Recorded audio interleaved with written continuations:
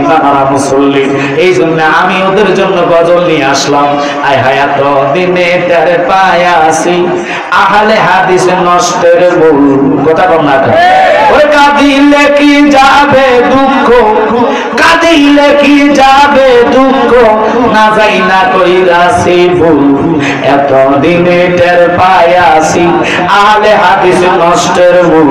কথা কম না, কারণ যারা তারাবির নামাজ 20 টাকা থেকে 8 টাকা এনেছে, কদিন পরে কবে তারাবি নাই, যারা জানাজার দোয়া মানে না, যারা ফরজ নামাজের দোয়া মানে না, যারা ঈদের দিন কোলাকুলিকে অস্বীকার করে, বেদাত বলে, শিরক বলে, এরা মুসলমান হতে পারে, জোরে বলে হতে পারে। সে যদিও মুসলমান হয়, তার মতন মুসলমান হুজুর থেকে 1 লোক হিন্দু লোক মুসলমান হয়েছে, কালিমা পড়ে মসজিদে জুমার দিন। আচ্ছা, হিন্দু যদি কালিমা পড়ে বলেন তো তার ধর্ম তাকে গ্রহণ করবে? একসাথে বলবেন। তার সংসার থেকে তাকে ত্যায্য করলেন, সম্পত্তি থেকে। লোকটা অসহায় হয়ে মসজিদে জুমার নামাজের দিন কালিমা পড়লেন, বিভিন্ন কথা বক্তব্য দিলেন যে আমি আমার ধর্মে ইচ্ছাকৃতভাবে ত্যাগ করলাম, কারণ এমন একটি ধর্ম যে ধর্মে প্রস্রাব করে পানি খরচ করে না, যেই ধর্মে প্রস্রাব নয় গোবর দিয়ে গল রেখে, যেই ধর্মে গোসল করে যদি আপনি মারা যান আপনাকে গোসল দিবে না, আপনাকে নাফাক অবস্থা ফুলে ফেলবে।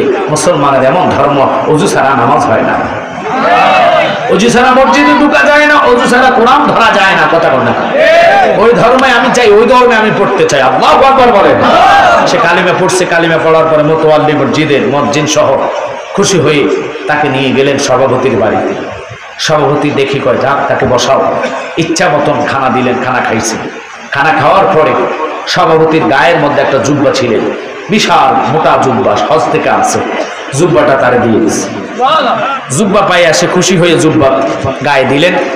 জুব্বা গায়ে দিয়ে দেখতেছে আল্লাহ এত মোটা জুব্বা, ভালো আলহামদুলিল্লাহ। ওই হিন্দু লোকটা সে তার জুব্বা পড়ার মর্ম জানে না, জুব্বা পড়ার মর্ম বুঝে না, কারণ মাত্র কালিমা পড়ছে। কথা বলে না, এই মনে করছে জুব্বাটা যেতে মোটামুটি গোলগাল আছে, হাঁটু পর্যন্ত পড়ে, আমার মনে লুঙ্গি আর পড়া লাগবে না, লুঙ্গি খুলে দিচ্ছি।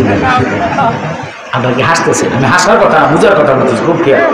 লুঙ্গি খুলে ফেলছে ওয়াল্লাহ, ওয়াল্লাহ লুঙ্গি খুললে গেছে মসজিদে। উপর দিয়ে হলো কি আপনার বড় ধরনের জুব্বা। জুব্বা পরে যখন মসজিদে গেছেন, মোতাওয়াল্লি মসজিদের সভাপতি সহ গেছেন, ইমাম সাহেব দেখে খুশি হইলেন। খুশি হয়ে আপনি আমার পাশে বসেন, ইমাম সাহেবকে আপনি আমার পিছনে নামাজ পড়বেন বরাবর। তো ঠিক আছে।